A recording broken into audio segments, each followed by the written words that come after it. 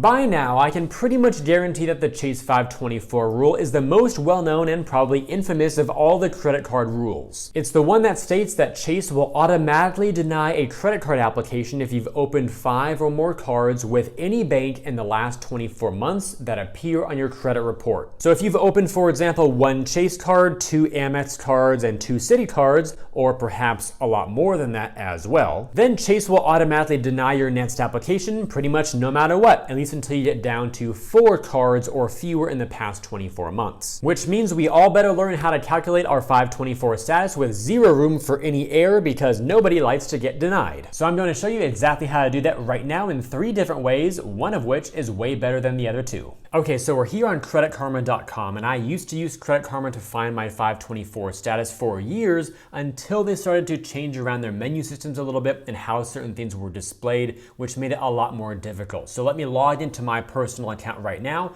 show you how you can still do this with Credit Karma, but then also show you what the frustration is now. Okay, so now we're on my Credit Karma dashboard. What I want to do here is click on one of these 2 credit reports. I typically choose TransUnion, and that will load some more details about my report. Here we go. So once you see your score with the trend line there at the top to see your history of your score fluctuations, scroll down a bit and you can see this section right here that says credit age. And so I've got 4 years and 5 months of average credit history. That means my oldest accounts versus my newest accounts and all the ones in between averaged out together is about 4 years, 5 months for me. So I'll click on that. And here on this page, we can start to see a breakdown of some useful information. So first of all, it shows you what your oldest account is. Mine is 8 years per TransUnion's report here. And then we see the breakdown of all the credit cards. So there's my oldest account right here by JP Morgan Chase.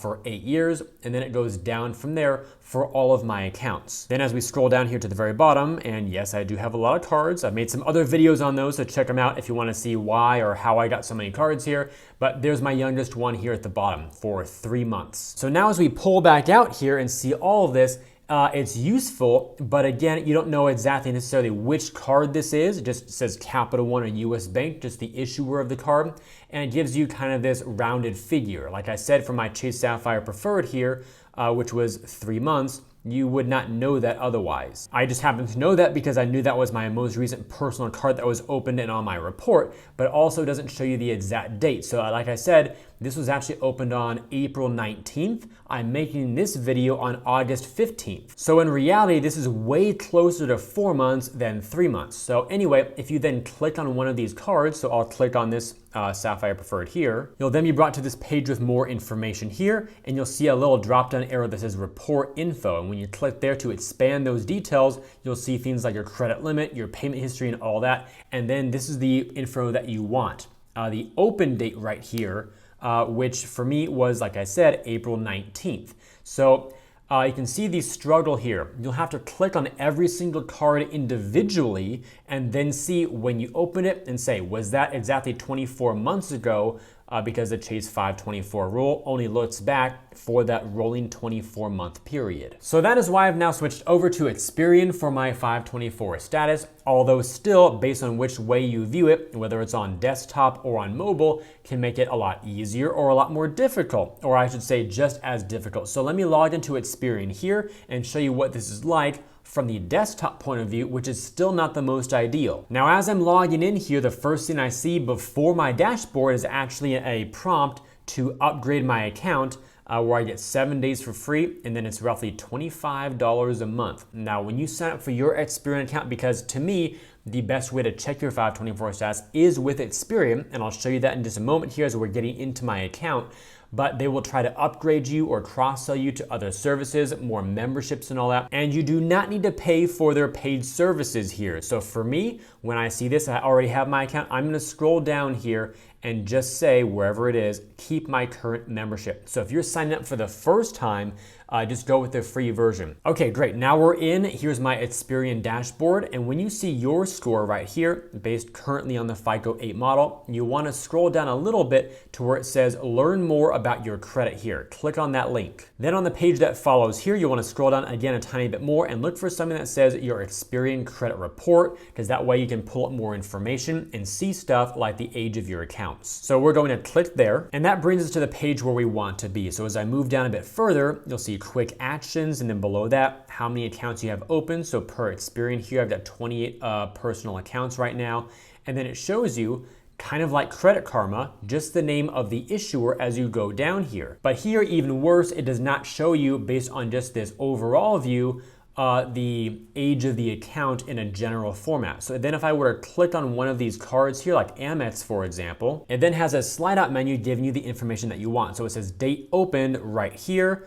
So for me, this was October 18th, 2019. So again, you would go through each one of these individually, have the little menu come out, and then do all your mental math of your dates to make sure you just count the ones that have occurred in the past 24 months. So now, while the last two methods that I just showed you work just fine, although they are quite a bit inconvenient, I found that this new method to be probably the best way to do so far. And strangely, it's still with the Experian app here. I just pulled my phone on the screen. The app has this feature while the desktop does not yet. So let's open up the app, I'll log in and show you what I mean. There we go. So now we're on the dashboard of my mobile app here for Experian. Go down to the main menu here at the bottom of the screen in blue and click on Reports. Once the next page loads, you'll see a few different sections here, and we want to click on Accounts right here on the very top. You'll then be able to see a nice scrollable list of all your open accounts. And at the very top here, you'll see an option that says Views. Tap on Views. And here you can select how you want all of those different accounts to be sorted. So we've got revolving accounts, installment loans, balance, low to high, date opened, new to old, as well as a few other options. So obviously we want to click on date opened, newest to oldest. And there you go. So now it's all been sorted by date. And also we have these nice blue banners that show you the different sections by year. So in 2022, on the personal card side, which are the only ones that are appearing on my credit report, because most business cards from most banks, just so you all know, do not appear on your credit report, and therefore most business cards do not count toward 524. So in 2022 over here, I just have my JP Morgan Chase card, so that's my Sapphire Preferred. For those of you who saw my Watch Me Apply video for the IHG Premier, that has not yet reported to my credit report. Mainly because my first billing cycle has not been closed out. I have not got my first bill yet. The card's only been open for 2 or 3 weeks. So there's always that delay time between getting a new card and having it appear on your report. So eventually this will be 2 cards in 2022. And then for 2021, as I scroll down, we've got my Capital One card, my US Bank card, and then in 2020, I see my Apple card and my PNC card, which was originally BBVA. So you'll notice not only are these in order, not only are they categorized by year, but also for each one, it shows you the date opened in this same dashboard view. So as you scroll, it's all in one long list for you all, just to be able to see, okay, so for April 1st, 2020, that is, of course, for me, outside of my 524 timeline, because for me, making this video on August 15th, that means my 24-month look-back period will be August 15th of 2020. So because my PNC account was opened April 1st, that is before August 20th, 2020, that one will not count. We have September 4th here, so that one will count, but it's about to fall off pretty soon here, so that's also going to be great. So right now I've got September 4th. That makes for 1 card. Then we've got 2 more here, and then 1 more there. So for me, that's 424. My IHG card, when it reports, will also appear here. So I will, in reality, I'm really at 524 once that all gets refreshed on my report. And that's all there is to it. In summary, sign up for a free Experian account, download the mobile app and log in, view all of your cards on the mobile app and sort them from the date of the newest to the oldest, and then simply count which ones you have opened in the past 24 months. Also, the exact date you're officially below 524 will likely not be the exact date your card turns 2 years old. Rather, it's recommended to wait at least until the first day of the next month after your card's 2-year anniversary. That way you allow extra time for your credit report to update. Now, to wrap things up, I want to give you a few closing remarks. The first of which, if you want to learn more about the 524 rule, I did a separate video dedicated to it that goes into a lot more detail showing you what types of accounts will count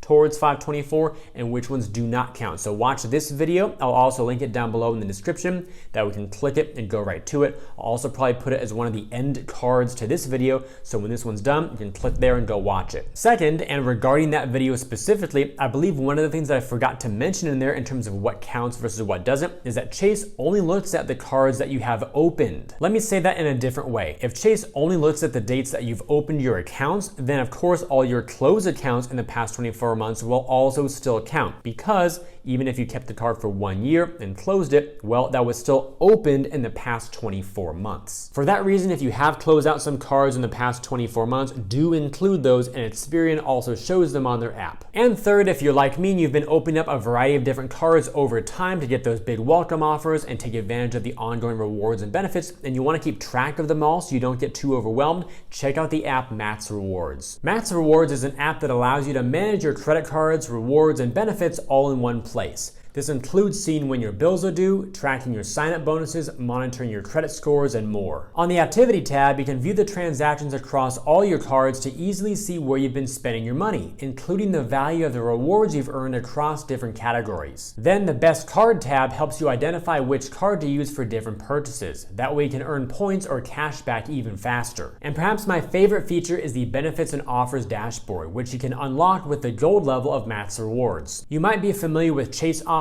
Amex offers, Bank of America deals, and others. These are like digital coupons that provide you with additional savings and discounts on top of the regular rewards you earn. They're great, but they can be really frustrating to manage for 3 reasons. First, they change frequently, so you'll need to check them often to make sure you don't miss out. Second, they require you to manually activate them one at a time. And third, Amex usually shows you up to 100 available offers, even though more could be available. Fortunately, Matt's Rewards solves all of these problems. Each time you sync the app, all of your offers will be activated automatically, including the hidden ones from Amex that you didn't even know about. In fact, my Amex Gold card showed 162 offers that were ready to go thanks to Matt's Rewards. So if you'd like to try Matt's Rewards, use the link down below in the description to get the gold level entirely free for your first month. And third, if you enjoyed today's video and believe it could benefit other people, then please help me get it in front of them by liking this video, subscribing to the channel, and turning on those notifications. That way you never miss an awesome video. Also check out the links down below in the description area to earn some more cash back when you shop online through Rakuten, and to view my all-new site with some great credit card offers that I've organized into different categories to help you find the cards that you like best. I thank you all for watching today's video. I hope it brought you some great value. I look forward to seeing you in future videos, and while you're waiting on my next upload, always remember that you are great.